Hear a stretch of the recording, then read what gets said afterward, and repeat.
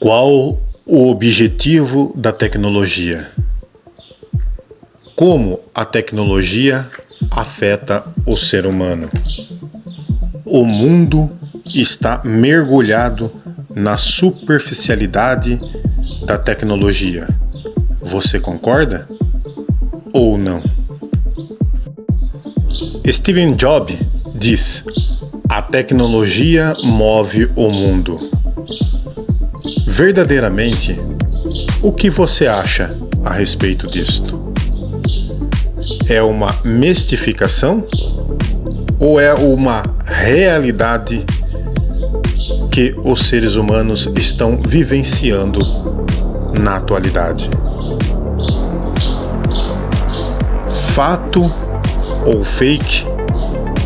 Sabemos que é uma verdadeira distração digital, aonde o ser humano, cada vez que aprofunda na tecnologia, cada vez que a tecnologia avança, mais distraído o ser está.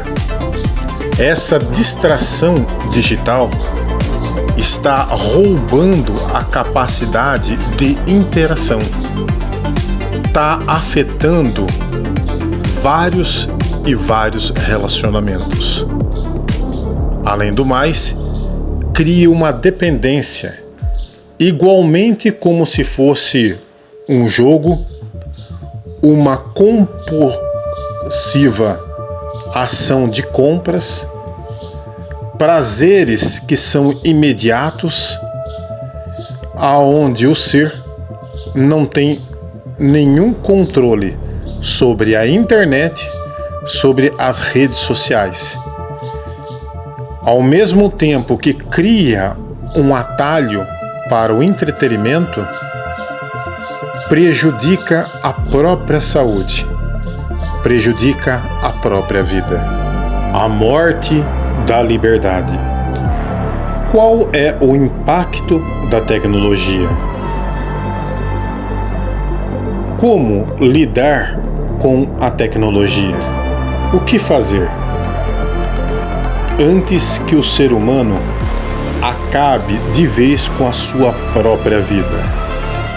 Primeiramente, o ser tem que observar e não viver distraído, e não viver com o uso irregular, que é prejudicial.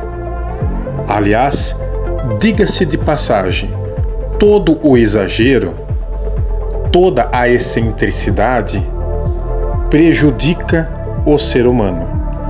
E o ser humano precisa lidar com os novos desafios futurísticos, que, infelizmente, traz o desabono na vida moderna.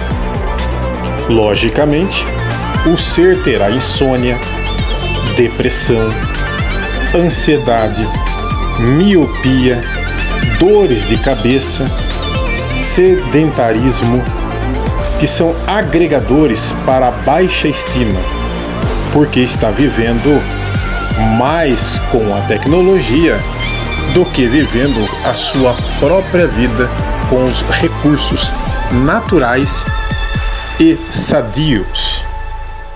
A verdade que choca o ser humano é que as coisas são imprevisíveis. A vida humana é oscilante, tem os seus altos e baixos momentos, e a mudança é inevitável. Não tem como ter o controle das mudanças que são diárias, mesmo com o avanço tecnológico, mesmo com a capacidade de interação, de entendimento que o ser humano tem. Logo, o ser humano precisa não cair nos hábitos da aceleração, das discussões medonhas, aonde o ser não sabe dirigir a sua própria vida. E qual é a qualidade de vida que o ser gostaria?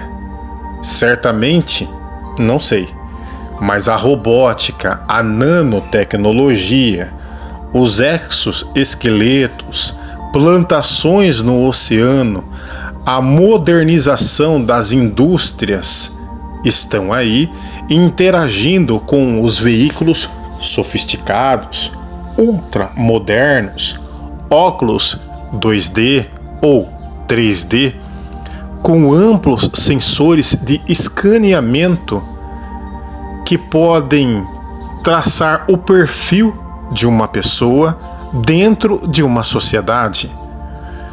E, bem como os robôs que são manipulados, vêm com um tópico racional, lógico, com um sistema com objetividade, muito mais frio e calculista do que o próprio ser humano. Devo lembrar que o ser humano, ele cria as criaturas e as criaturas vão destruir a vida humana.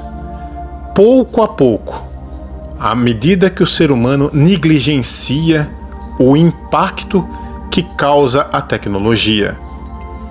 Esse impacto que está de forma sutil à nossa volta, de forma leve, que passa até despercebido, vem atrapalhando relacionamentos, alterando cada vez mais o corpo físico e as pessoas com os vícios da tecnologia, o sedentarismo, a miopia, aumentando ainda mais a ansiedade, a depressão, as dores de cabeça, a insônia, além de promoverem a baixa estima. Logo, se entende que existe a evolução e a involução.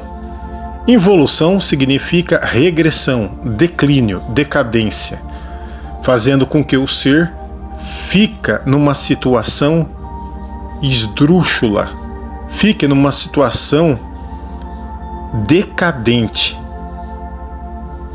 Quanto mais o ser ou os seres deposita o seu tempo e os seus valores financeiros, os seus recursos financeiros com a tecnologia, menos vida social o ser tem, menos interação relacional familiar o ser tem.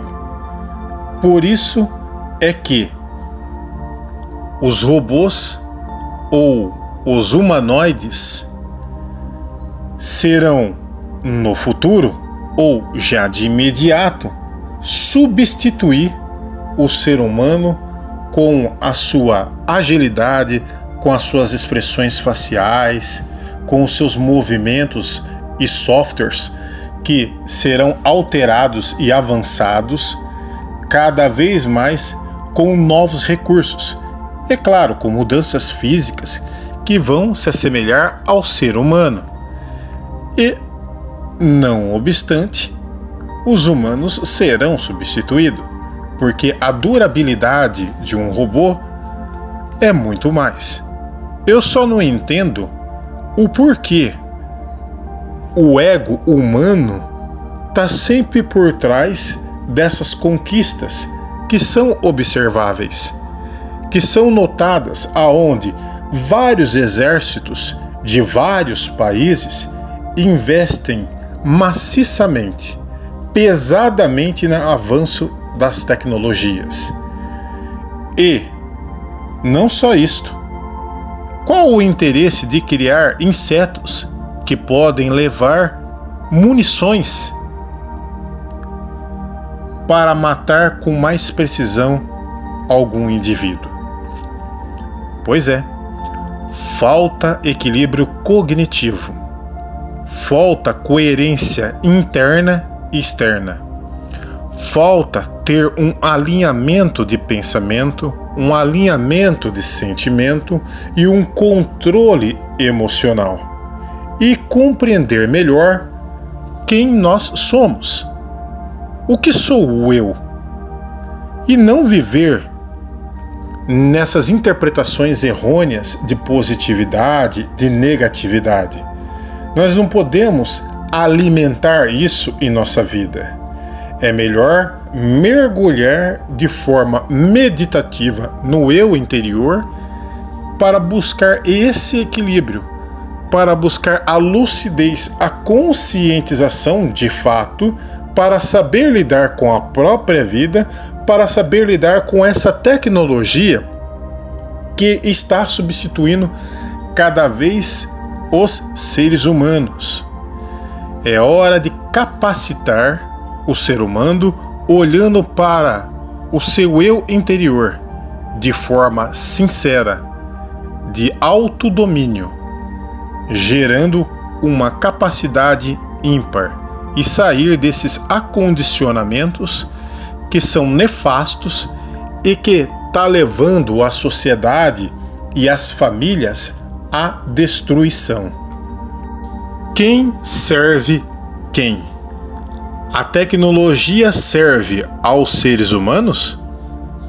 Ou os seres humanos servem à tecnologia? Uma coisa é fato: é o entorpecimento, é a falta de sensibilidade, a falta de um controle. O ser humano, as famílias, as sociedades viverão entorpecidas com a insensibilidade.